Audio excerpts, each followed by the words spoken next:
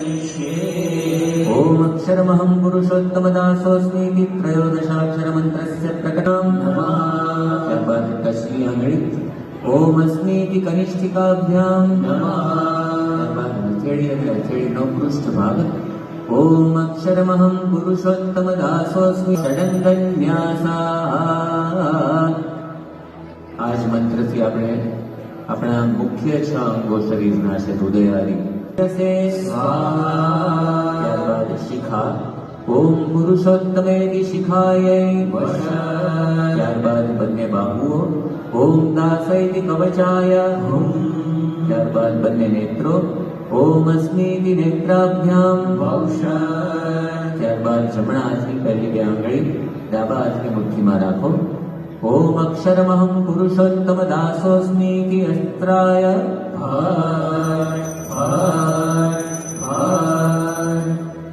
અથ વિવિધો